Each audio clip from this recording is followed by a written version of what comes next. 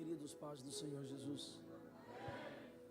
Meditemos em um texto da palavra de Deus, Atos dos Apóstolos.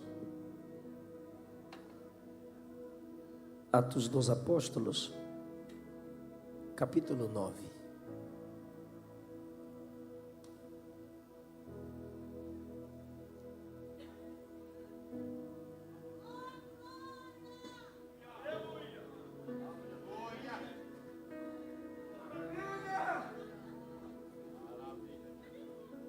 Glória a Jesus, glória a Jesus, glória a Jesus.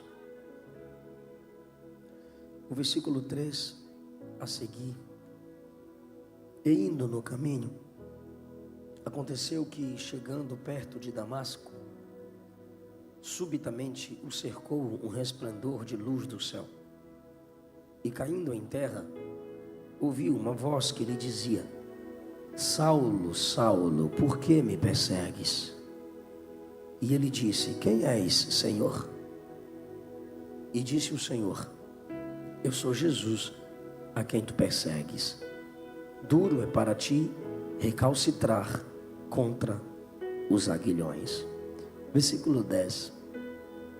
Versículo 10. Havia em Damasco um certo discípulo chamado Ananias. E disse-lhe o Senhor em visão: Ananias? E ele respondeu: Eis-me aqui, Senhor. E lhe disse o Senhor: Levanta-te e vai à rua chamada direita, e pergunta em casa de Judas por um homem de Tarso chamado Saulo, pois eis que ele está orando. E numa visão, ele viu que entrava um homem chamado Ananias e punha sobre ele a mão, para que tornasse a ver. Tomai o vosso assento.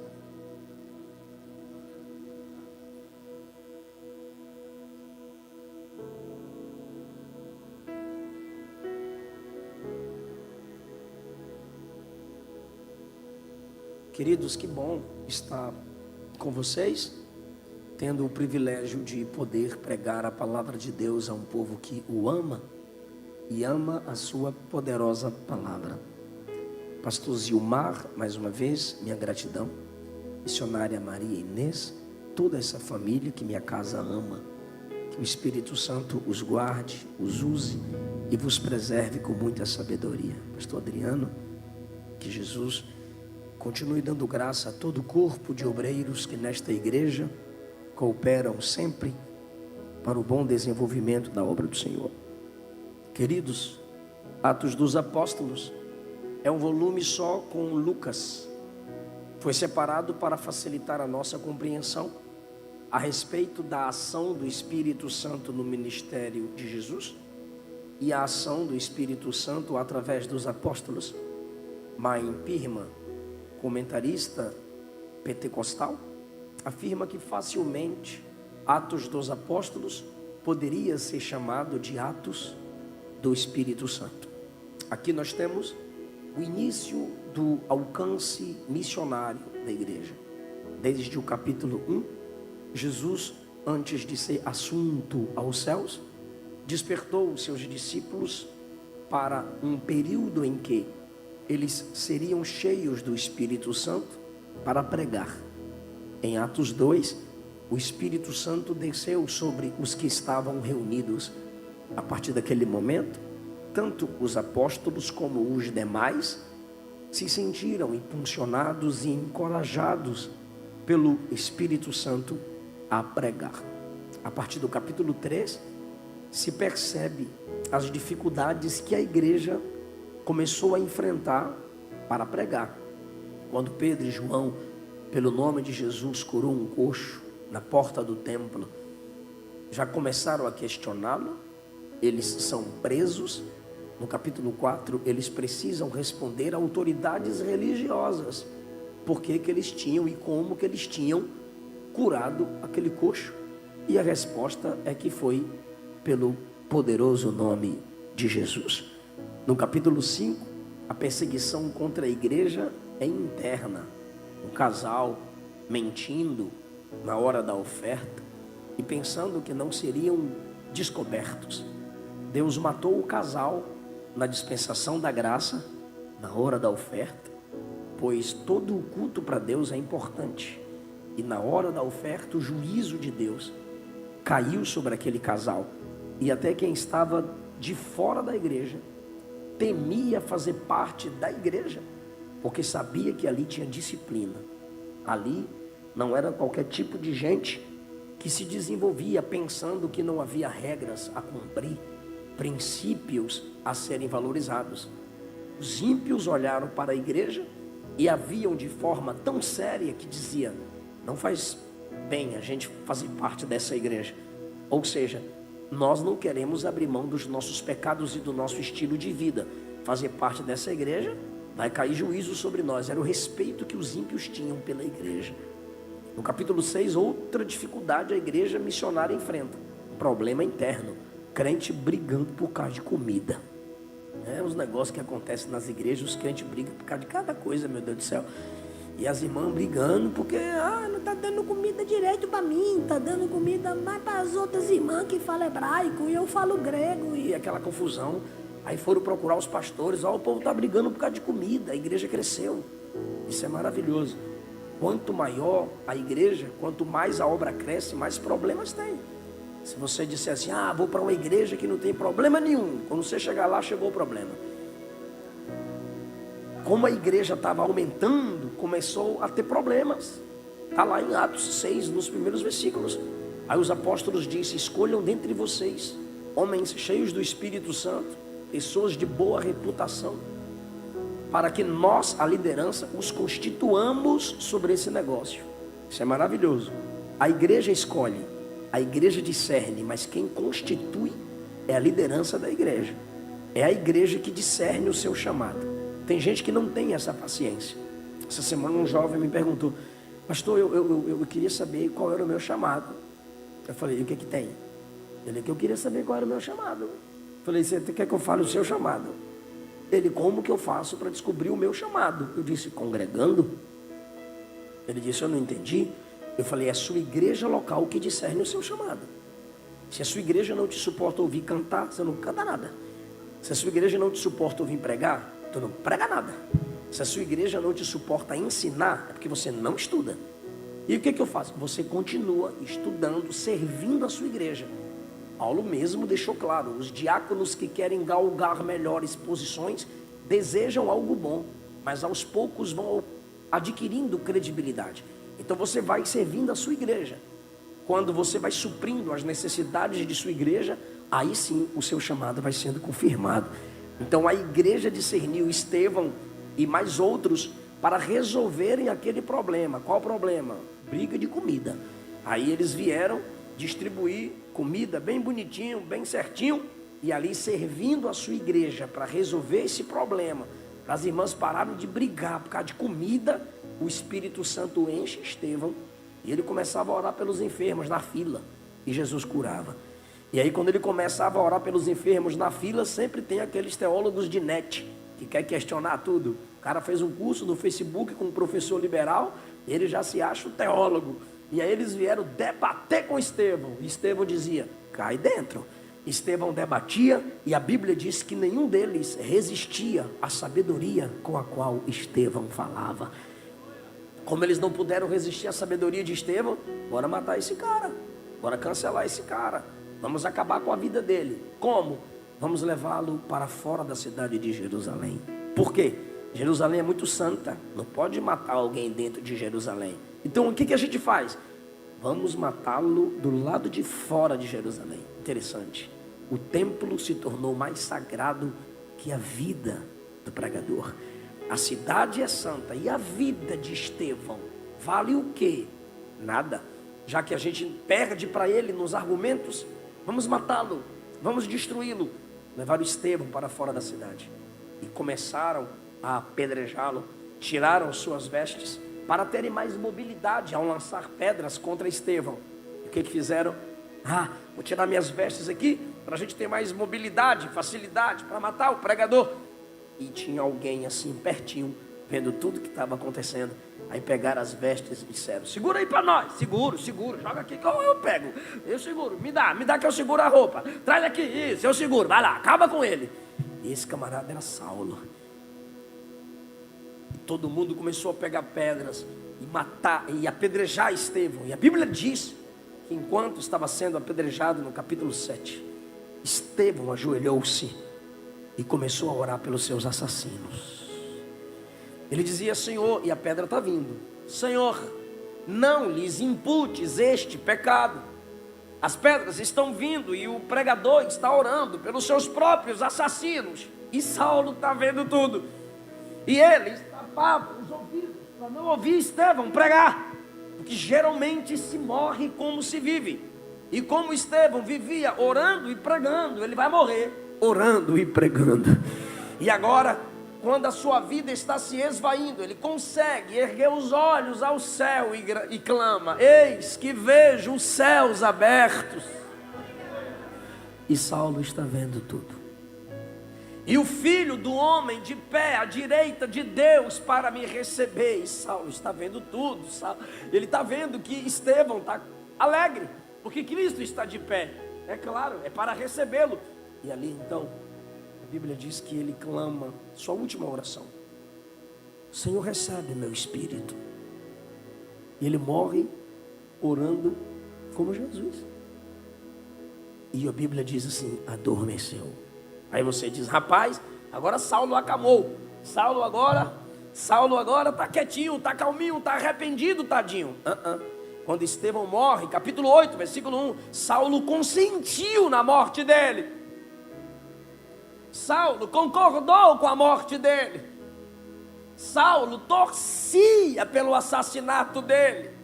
E fez-se naquele dia uma grande perseguição contra a igreja que estava em Jerusalém. E os crentes foram espalhados durante a perseguição. Alguns varões vieram chorar por Estevão. E enquanto a igreja está chorando por Estevão, Saulo, no versículo 3, assolava a igreja. A expressão assolar aqui é despedaçar, como uma fera despedaça a sua presa. Saulo assolava a igreja com muita ira, com muita raiva, com muito ódio. E o texto diz que ele entrava pelas casas e arrastava homens e mulheres e os lançava na prisão. Esse testemunho é contado no capítulo 9, capítulo 22, capítulo 26, de tão impactante que foi o testemunho desse camarada. E esse homem mau pensava estar fazendo a obra de Deus. Ele não odiava Deus, ele amava a Deus. Ele só não gostava de crente. Igual tem um monte de desigrejado. Eu gosto de Jesus, não gosto da igreja. Então ele amava Deus, ele não tinha ódio de Deus. E o próprio Jesus disse que a igreja enfrentaria um tempo em que as pessoas pensariam estar fazendo a obra de Deus enquanto maltratassem os crentes, enquanto maltratassem a igreja. O que é que esses youtubobos fofoqueiros que abrem canais no YouTube para criticar a igreja falam? Errados são vocês, eu estou aqui para abrir os olhos de vocês. Eu vim de lá dessa igreja, eu era lá da igreja, então eu estou falando do que eu sei, eu estou falando do que eu tenho conhecimento. Na realidade, você só saiu para se cumprir 1 João 2. Saíram de nós, porque não eram de nós. Não, mas eu estou fazendo uma obra de Deus. Não está não, você é o próprio Satanás se levantando contra aquilo que é de Deus. Porque a Bíblia em nenhum momento diz que a igreja visível é perfeita. Paulo só precisou escrever essas cartas que lemos porque sempre houveram problemas nas igrejas. As igrejas tinham imoralidade, as igrejas tinham disputa. Os crentes aos Gálatas, Paulo diz assim: vocês estão mordendo uns aos outros, vocês viraram cachorro agora. A igreja em Corinto teve um camarada que se deitou com a mãe do pai. Os crentes em Colossos estavam adorando anjos. A gente teve uma fase no Brasil que era uma adoração a anjo, que só a graça. Mas mesmo com todos esses problemas, todas as cartas, Paulo diz: igreja, igreja, igreja. Mesmo com seus problemas, elas nunca deixaram de serem chamadas de igreja. Por quê? Porque dentro da igreja visível existe a igreja invisível, aquela santa, imaculada, que só Jesus conhece e que no dia do arrebatamento encontrará com o noivo. Alguém está entendendo essa palavra? Pois bem, a igreja está sendo perseguida e Saulo diz: ó Deus, isso é por amor ao Senhor. Eu não suporto eles dizendo que existe um Cristo, dizendo que o Senhor tem filho. Olha isso, falando que o Senhor tem filho, falando que o Senhor se fez homem, que o Senhor encarnou. Não é reencarnou, mentira do espiritismo, é encarnou, tomou posse de um corpo humano. Então Saulo não suportava isso. Olha aí Deus, dizendo que o Senhor veio até nós e morreu numa cruz, a pior morte, a morte da maldição, a morte do bandido, a morte do maldito, a morte da vergonha. Não, jamais seria o Senhor. Eu vou acabar com esse nome de Cristo. Como? Calando os crentes que pregam em nome dele. Eu vou acabar com essas igrejas, deixa comigo. E aí a gente chega no capítulo 9. Ele consentiu na morte de Estevão.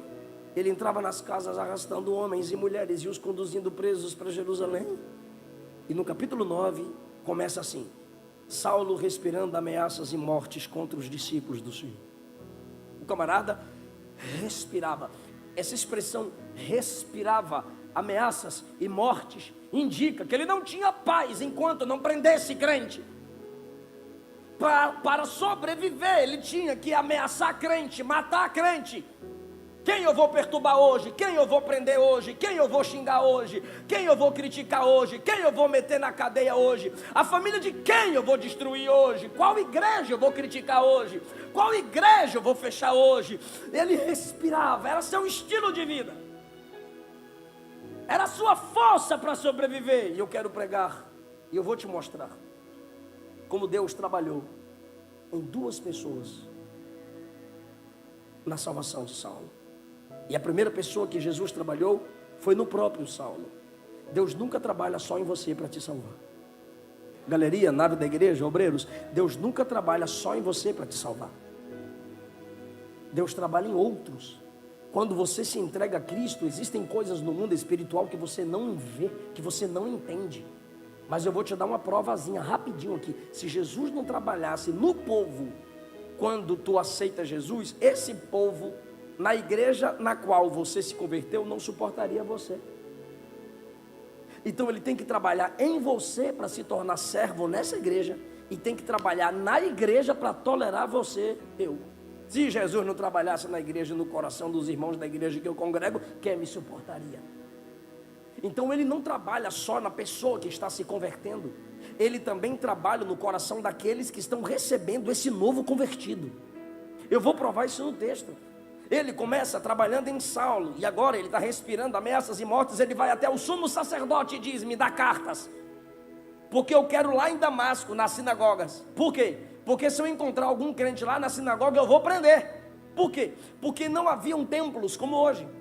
Como os crentes foram espalhados no capítulo 8, eles iam para as sinagogas só para ouvir a leitura do Antigo Testamento. Pois na sinagoga, a partir de 10 homens se iniciava a reunião, e eles faziam leituras do Antigo Testamento. Saulo sabe que a igreja, as pessoas que se converteram a Cristo, vão para a sinagoga com tanto desejo de ouvir a palavra, porque não tinham tantas Bíblias, versões e traduções como a gente tem. Então eles queriam pelo menos ouvir a leitura do texto. Saulo sabe o endereço dos crentes. Eu sei onde os crentes estão, Damasco, e eu sei onde eles vão se reunir, nas sinagogas. Então o Senhor me dá a carta, porque quando eu entrar na sinagoga, eu já vou entrar arrebentando com tudo. Aí quando alguém me questionar por que você está prendendo o povo, eu abro a carta na cara deles. Eu tenho a carta do sumo sacerdote para prender essa crentaiada. Vai falar o quê? Nada. O sumo sacerdote, que trabalha junto à autoridade romana, agora dá a Saulo a autoridade documentada, legalizada para prender crente, para maltratar crente.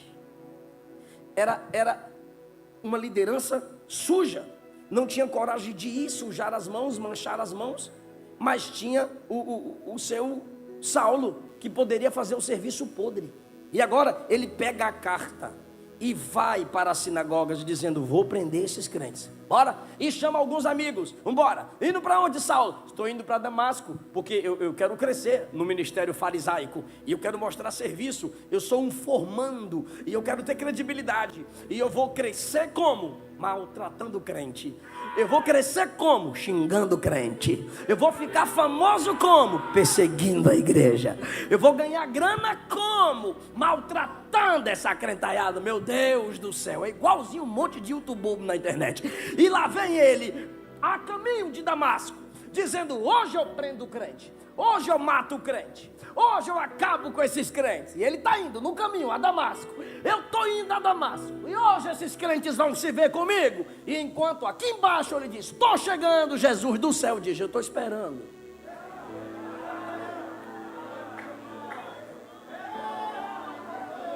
Chega mais. Diz o texto, capítulo 9, versículo 3: indo ele no caminho, aconteceu que chegando perto de Damasco, Jesus deixou ele chegar pertinho, Jesus deixou ele sentir o gostinho. Cheguei, Brasil, cheguei. E quando ele chega pertinho de Damasco, primeira coisa que Jesus faz: subitamente o cercou um resplendor de luz. Quando Jesus quer trabalhar em você, ele te cerca. Quando Jesus quer trabalhar em você, ele te cerca. Eu não estou entendendo, pastor, eu te explico. Lembra o dia que você disse: igreja não presta? Aí alguém disse assim: rapaz, que não presta é tu. Aí você diz: eu vou desviar. Alguém diz: rapaz, não faça isso não, que tu vai para o inferno. Aí você diz: que chatice, né? Não, é Jesus te cercando. Você foi no bar e disse: eu vou tomar todas, porque eu não quero saber desse negócio de crente mais não. Enche aí que eu vou tomar todas, eu vou encher a cara. E chegou alguém perto e disse: tu não é crente? O que é isso? É Deus te cercando. Lembra quando você xingou um palavrão? E alguém diz: epa, crente xinga? Ah, desculpa. Que desculpa o quê? Vai, crente pelo que eu sei, crente não xinga. Interessante, Deus vai nos cercando. Quantas pessoas aqui que não gostam de crente ou nunca ouviram falar alguma mensagem ou não conhecia uma cantora, um cantor, e de repente os jovens te enviaram o link: olha aí essa música, olha aí esse pregador. E você que não gosta de ouvir pregação, está lá ouvindo uma pregação porque um colega mandou no seu WhatsApp. É Deus te cercando. Esses dias eu recebi uma mensagem pelo direct, quando eu abri, um cara bem assim: porque pastor, eu estou aqui na prisão no Rio de Janeiro, e estou falando para você aqui, ó, que você precisar de nós, fala com nós, que daqui de dentro nós dá o comando. Aí eu falei: não vou responder não. Aí ele mandou outro áudio: eu ouvi aí que o senhor ouviu meu áudio, fica de boa, é nós. Eu estou ouvindo suas pregações aqui. Aí ele concluiu: lá fora eu não ouvia, mas aqui dentro eu só ouço você. É Deus cercando. É Deus cercando. E agora, cercado pelo resplendor de luz, ele não tem para onde ir. Seus amigos estão ali com ele. Ele olha para um lado, olha para o outro, e a luz está lá. A luz de Jesus veio e o cercou. E o capítulo 22 e 26 repete isso. E ele, quando vai contar, ele diz que era uma luz em pleno meio-dia mais forte que o sol. Por que mais forte que o sol em pleno meio-dia? Porque sol é criatura. A luz aqui é do Criador, Jesus de Nazaré. Ele está cercado, ele está sentindo o calor da luz. Segunda coisa que Jesus faz: primeira, ele foi cercado no versículo 3, versículo 4, caindo em terra. Jesus derrubou ele.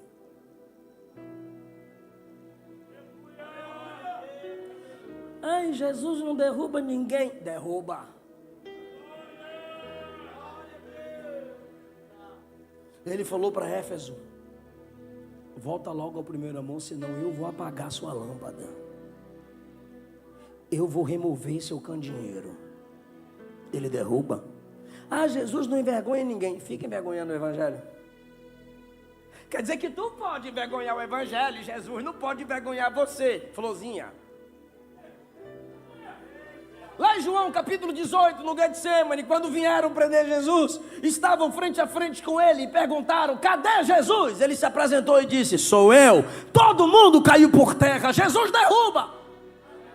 Não brinque com o evangelho, não envergonhe o evangelho, não se levante contra a noiva, respeite a noiva. Jesus derruba.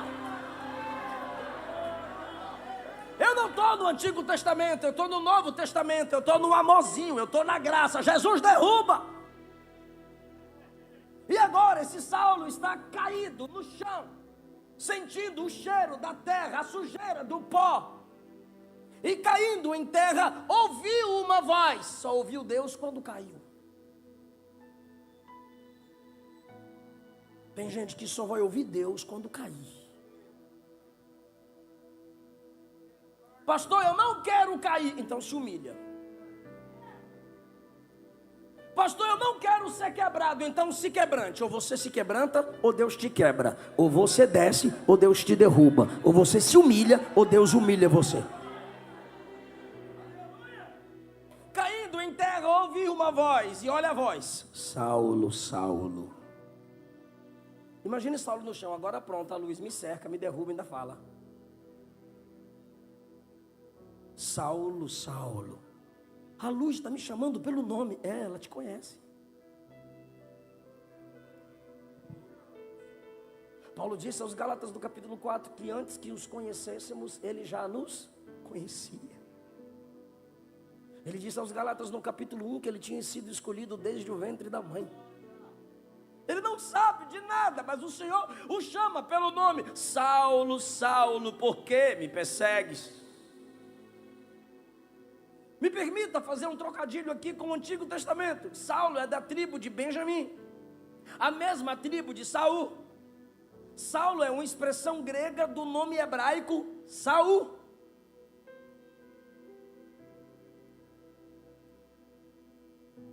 Saul perseguia Davi.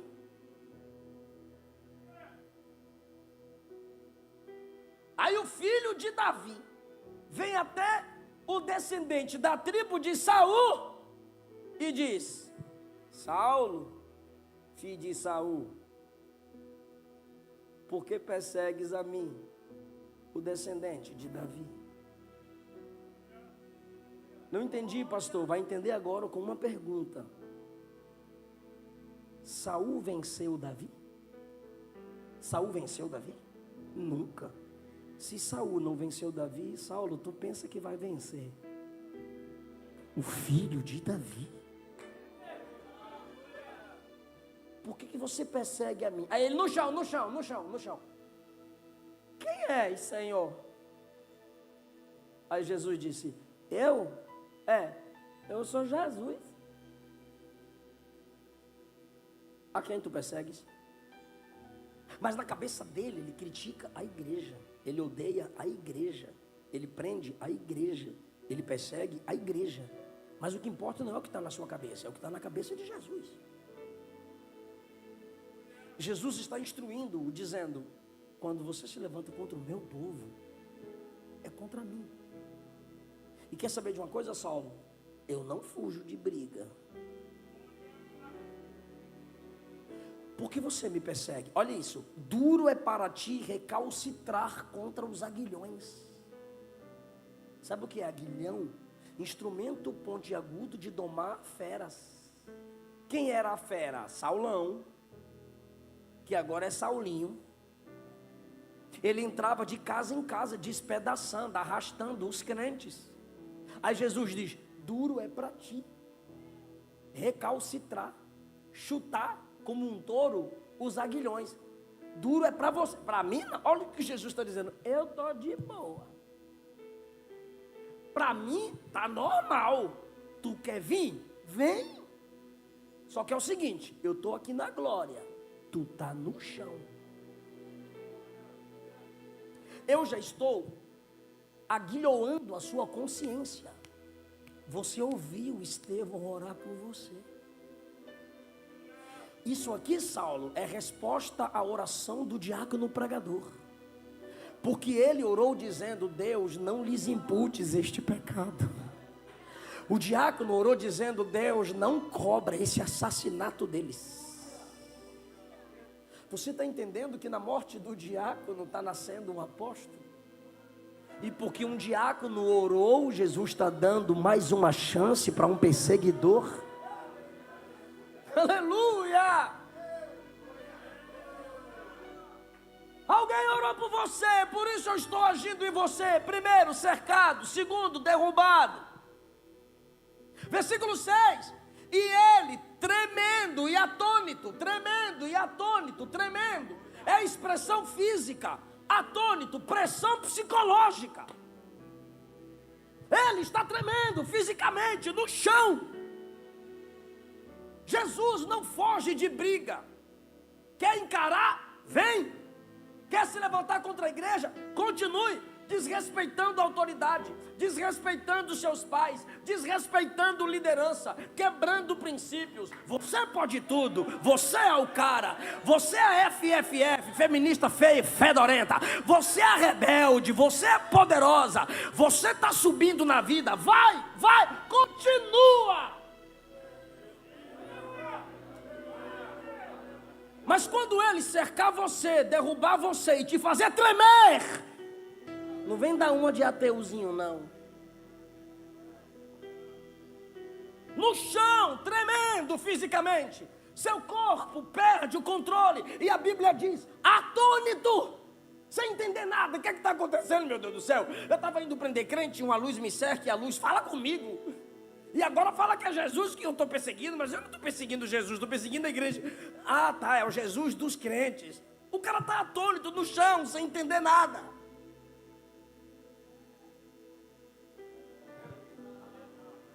Olha que bonitinho. Olha que coisa lindinha. Ele no chão, fala bem assim: o que o Senhor quer que eu faça?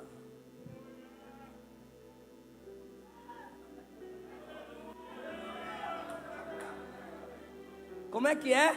O que o Senhor quer que eu faça? Eu não mando mais em mim, eu não controlo mais a minha agenda. Eu não sou mais o dono da minha história.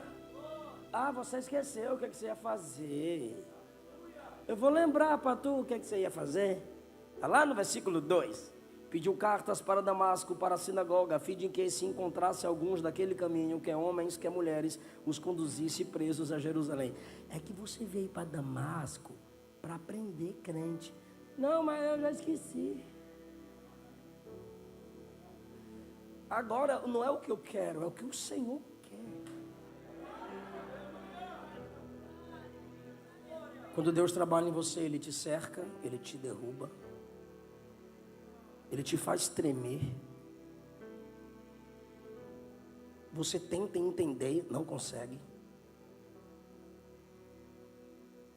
E você abre mão da sua própria agenda. Aí você diz, acabou, né, pastor? Não. Acabou, não. Ainda tem mais uma lapadinha. Alguém diz, misericórdia. Aqui, ó. E ele no chão disse, o que o Senhor quer que eu faça? Jesus disse, levanta. Olha como Jesus é maravilhoso. No versículo 4, Jesus derruba. No versículo 6, Jesus diz, levanta. É porque o diabo te levanta para te derrubar. Jesus te derruba para levantar. Levanta. Entra na cidade. Tu não veio na cidade? Eu ia para a cidade. Vá para a cidade. Você não veio para entrar em Damasco? Eu ia entrar em Damasco. Aí Jesus, por favor, entre na cidade. Olha isso, gente. Olha o texto. E lá te será dito o que convém fazer. Ele pergunta no chão, o que o Senhor quer que eu faça? Fala aí para mim. Aí Jesus diz, eu não vou dizer agora não. Onde o Senhor vai dizer para mim? Só lá. E outra coisa, não serei eu, te será dito. Não é do seu jeito, Saulinho, é do meu jeito. Você não manda em nada, soberano sou eu, grande sou eu, poderoso sou eu, eterno sou eu sei como trabalhar. Entra, seu plano não era Damasco? Entre em Damasco, lá te será dito o que convém fazer. E agora, olha isso. Os varões que iam com ele pararam espantados, ouvindo a voz. Eles ouviam a voz de Jesus. Saulo, Saulo, por que me persegues? Quem é Saulo? Você está conversando com quem, Saulo? O Senhor quer que eu faça? Saulo, quem é que está falando com tu? Eu sei lá, cala a boca aí que eu estou conversando com a luz. Saulo, mas não tem ninguém aqui. Pois é, eu também não estou vendo. É que ele é real, invisível, porém real. Aleluia! Ele é Deus onipresente. Ninguém estava vendo nada. Por quê? Olha isso, irmão. Por que ninguém viu nada? Só ouviu, mas não viu? Porque a experiência era só com ele. Esposa não entende, marido não entende, papai não entende, mamãe não entende. Quando Jesus diz assim: eu vou pegar você. Horrenda coisa é cair nas mãos do Deus vivo. Ele é fogo consumidor. Mas o tema da mensagem é Deus trabalhando em você. Nem que seja na UTI. Ele não vai perder sua alma para Satanás. Nem que ele esvazie totalmente sua conta, mas ele não vai te perder para Satanás. Alguém está entendendo essa palavra, irmão? Algum Estevão orou e Jesus sabe como trabalhar na vida dos endurecidos. Agora olhe isso. Saulo se levantou da terra. O bichinho está tremendo, meio atônito. Aí se levanta da terra. Aí a luz já não está mais ali. Aí ele, ufa, vou abrir os olhos. Aí ele abre as pálpebras.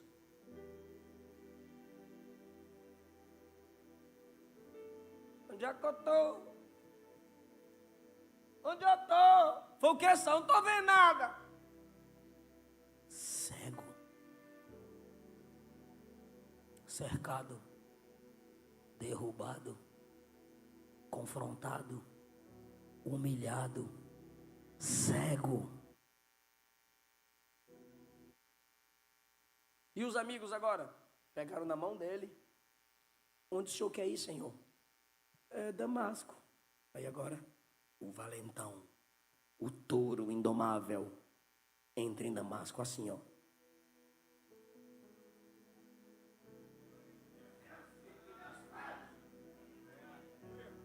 Tem um homem chamado Judas aqui, é outro Judas, tá? Que vai nos receber.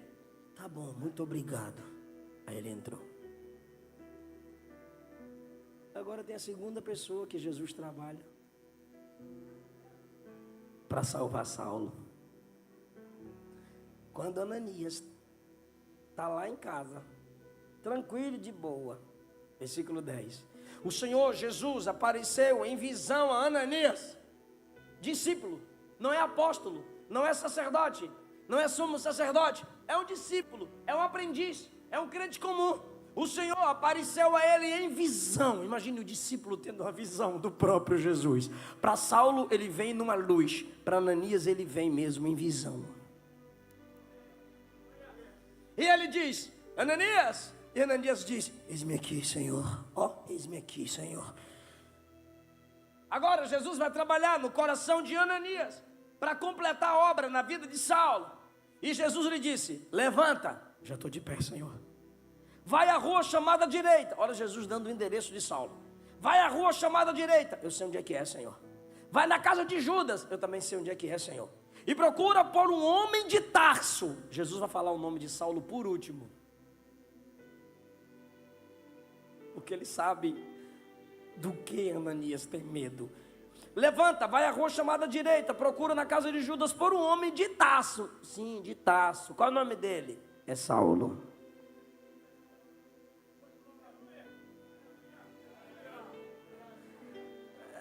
Saulo, aí antes que ele questione, porque ele teme, ele treme, ele tem medo, Saulo é mau, Antes que ele questione, Jesus completa. Versículo 11. Só quem é pentecostal vai reagir a isso aqui, quer ver? Ele está orando.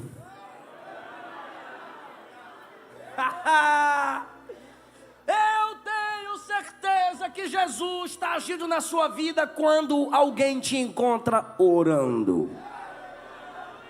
Eu tenho certeza que Ele já te alcançou quando você leva uma vida de oração. 3 dias de crente, sem comer, versículo 9, e sem beber, jejum. Quando chega no versículo 11, orando. Ananias, ele está orando. Agora o 12, e numa visão. Peraí, 3 dias de crente, jejuando, orando, e já tem dom de visão.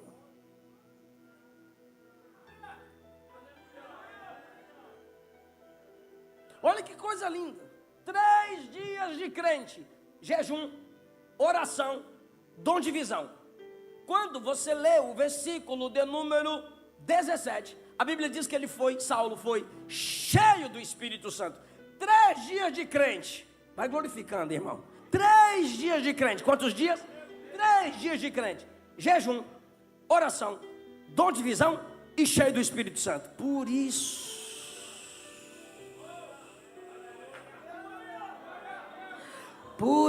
Jesus fez ele passar por tudo aquilo. Talvez ele nunca tenha passado tanta humilhação na vida, pastor Luciano. Talvez ele nunca tenha passado por tanta humilhação na vida. Talvez Deus já tenha te cercado, te derrubado, te quebrado, te humilhado, te confrontado, como fez com Saulo. E você diz, mas tanta gente também já aprontou. Por que só comigo? Por que só comigo? Porque ele vai fazer na sua vida diferente do que ele já fez na vida de outros. Eu vou repetir, ele vai fazer na sua vida diferente do que ele já fez na vida de outros. Eu vou provar na Bíblia. Os discípulos demoraram 3 anos para aprender a orar, jejuar, para ter dom e para serem cheios do Espírito Santo. Os discípulos demoraram 3 anos para aprender a orar, jejuar, terem dons e serem cheios do Espírito Santo. Saulo, com 3 dias de crente, jejua, ora, tem dom de visão e é cheio do Espírito. O que Deus vai fazer, Ele diz através dessa palavra: quem passa pelo que poucos passam, chegará onde poucos conseguirão chegar. Ele molda o vaso se quebra, mas ele não desiste do vaso. E do mesmo barro ele faz outro vaso, mas o nome dele vai ser glorificado na sua vida. E Jesus está falando a alguém ao vivo aqui na internet: a glória desta última casa será maior do que a primeira. A glória da última casa. Aleluia, ele está orando, ele está em jejum e numa visão. O que é que tem, Senhor? Ele te viu. Agora a conversa é sobre visão. Então o Senhor está me dando uma visão de uma visão. Por quê? Porque eu preciso trabalhar em você. Olha isso. Respondeu Ananias: eu ouvi falar dele muita coisa mal. Quantos males ele faz aos seus santos em Jerusalém. E aqui ele tem poder dos principais sacerdotes para prender qualquer um que invoca teu nome. Igreja, olha o que Jesus está dizendo. Aquele que prende crente que ora, está dependendo da oração de um crente que ele ia prender, para voltar a enxergar. Ele ia prender você. Mas se você não ora por ele, ele vai continuar cego, quebrado, cercado, atônito, humilhado. Mas só se você orar é que ele vai recuperar a visão, vai ser cheio do Espírito Santo. Mas você tem que ir lá orar por ele. Mas eu vou orar por ele para quê, Senhor? Para eu curar ele. Mas, Senhor, eu vou orar para o Senhor curar quem me faz o mal.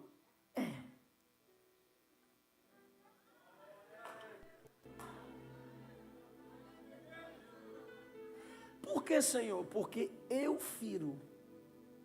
Você ora para eu curar. A justiça pertence a mim. A vingança pertence a mim. O quebrar, o humilhar pertence a mim, não a você. Aleluia. Sua missão não é quebrar ninguém, não é derrubar ninguém, não é matar ninguém. Sua missão é orar. Eu firo, você ora. Eu firo, você ora. Eu trabalho do meu jeito, você também é do meu jeito. Perdoe o assassino.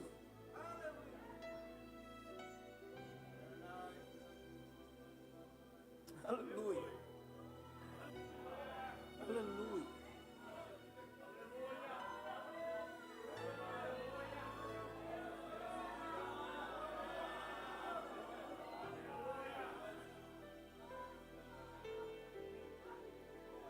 Senhor, quem me põe medo está precisando de mim. A oração é: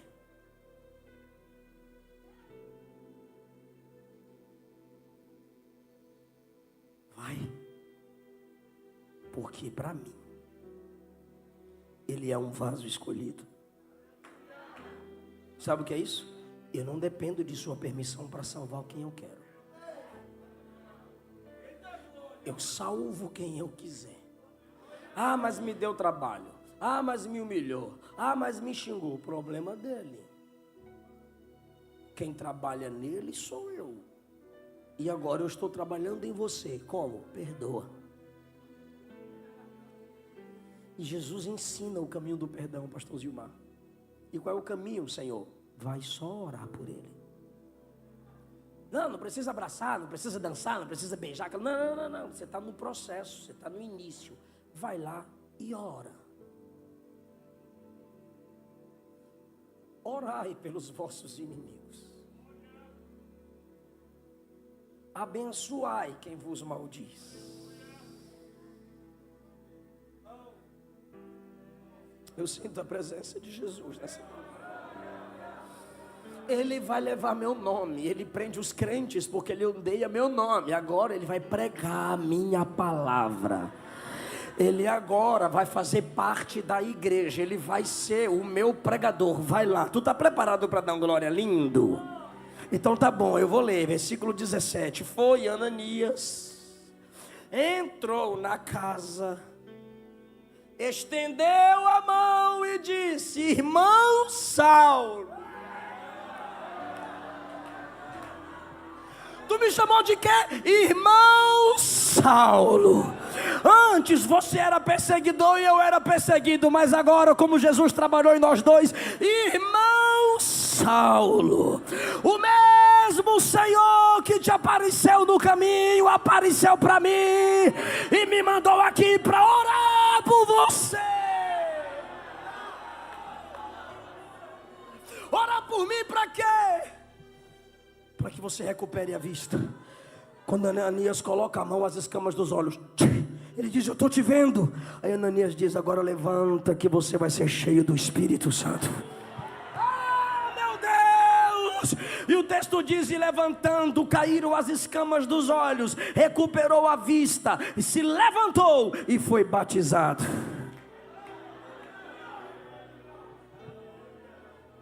É assim que Deus trabalha na igreja. Eu firo e você ora para eu sarar.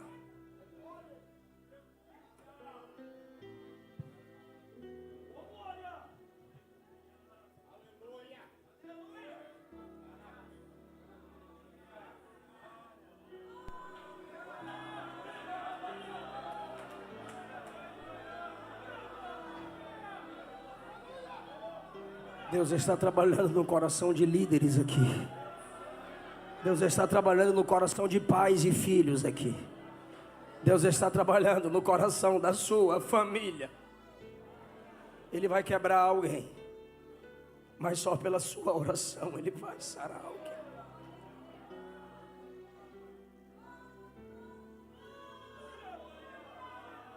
Aleluia, aleluia, aleluia, aleluia. Aleluia.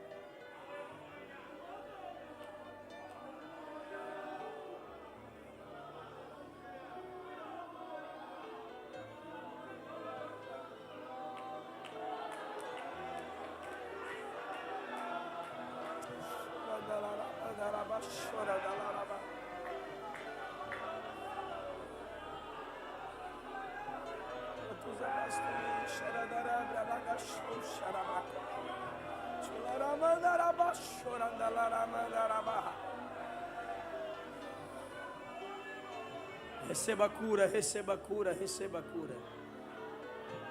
Receba cura, receba cura.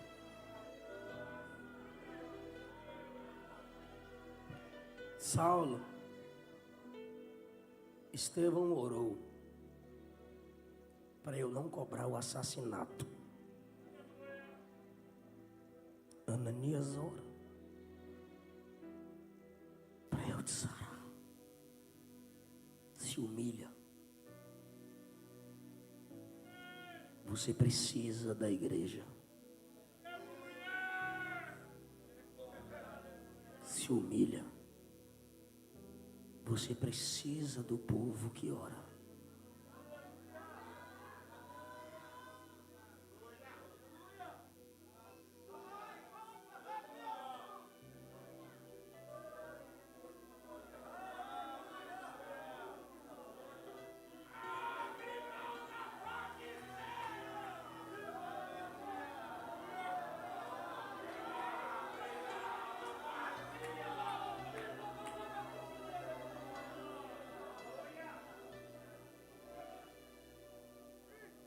E o Saulo que pegava cartas para maltratar crente.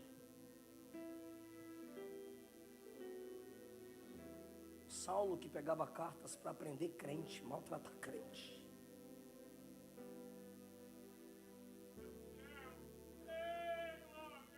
É o mesmo que agora fala assim: eu, Paulo, escrevo essa carta aos crentes em Corinto, aos crentes em Filipos, aos crentes em Tessalônica, aos crentes na Galácia, aos crentes em Éfeso. Eu que pegava cartas para destruir, agora escrevo cartas para edificar. É o mais miserável dos pecadores. Nenhuma condenação há para os que estão em Cristo Jesus. Se essa igreja crê que Jesus transforma o homem, fica em pé dando glória ao precioso nome dele.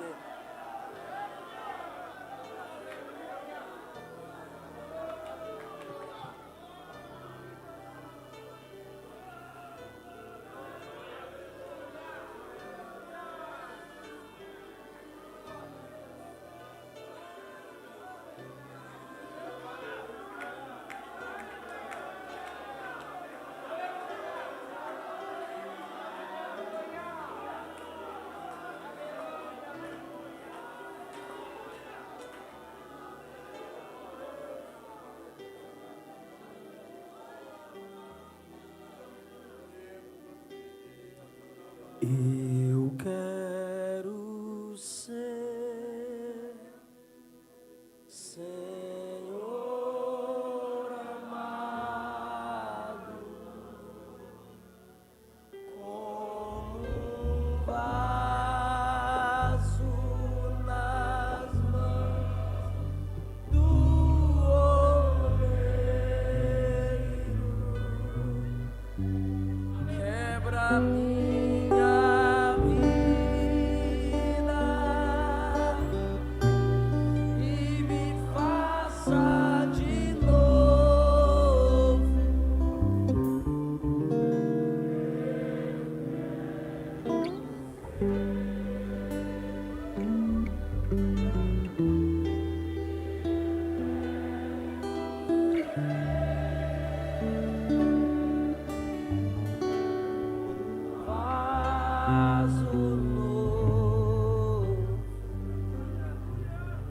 Canta aquela igreja, basta que me toque, Senhor.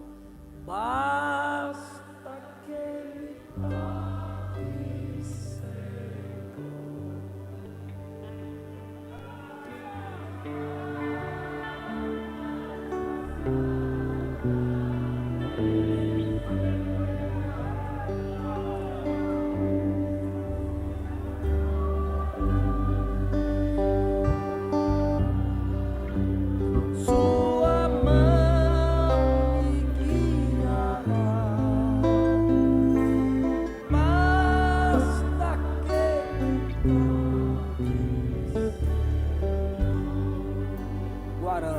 tocou-me, tocou, Jesus tocou, que paz Ele encheu meu coração.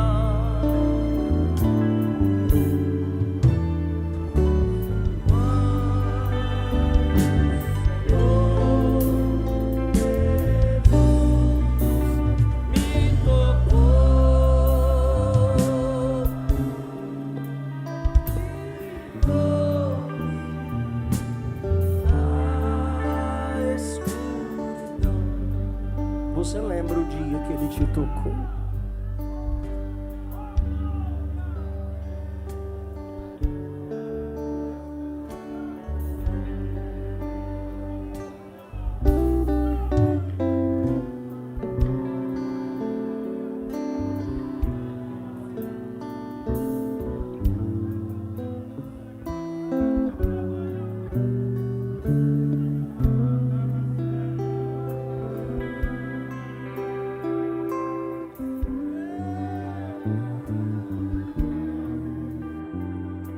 Se tiver alguém que se afastou do Evangelho,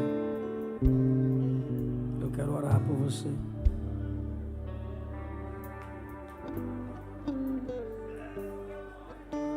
Você está com vontade de voltar para papai? Vem cá.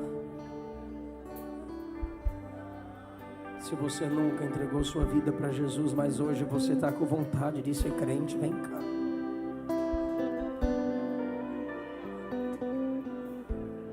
Vem cá, a gente vai orar por você.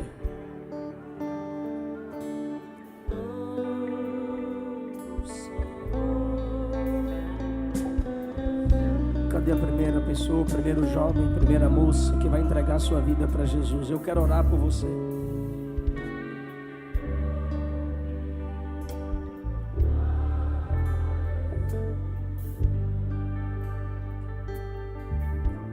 Eu quero orar por você que se afastou, mas quer voltar para Jesus agora. Eu quero orar por você que nunca entregou a vida para Jesus, mas hoje você quer se entregar para Ele. Vinde a mim todos os que estão cansados e sobrecarregados. Eu vou te aliviar e dar descanso para a sua alma.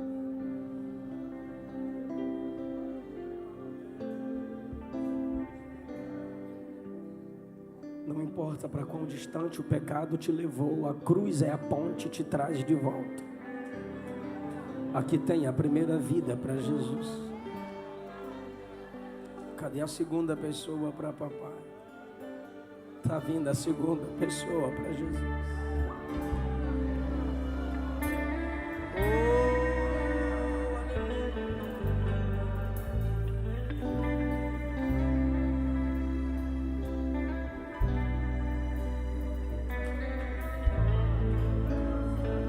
Cadê a terceira pessoa para papai? Quando Senhor Jesus me tocou,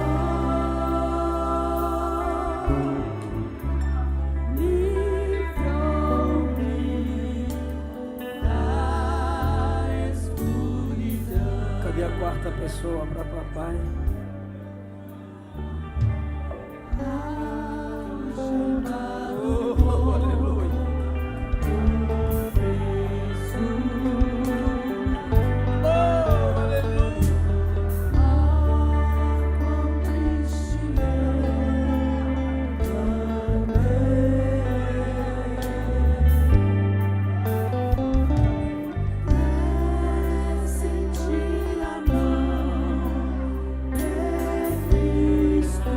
Escapa-te por tua vida. Volta, moça, volta, rapaz. Se quebranta, eu não preciso te quebrar, é só você se quebrantar. Vem pra papai.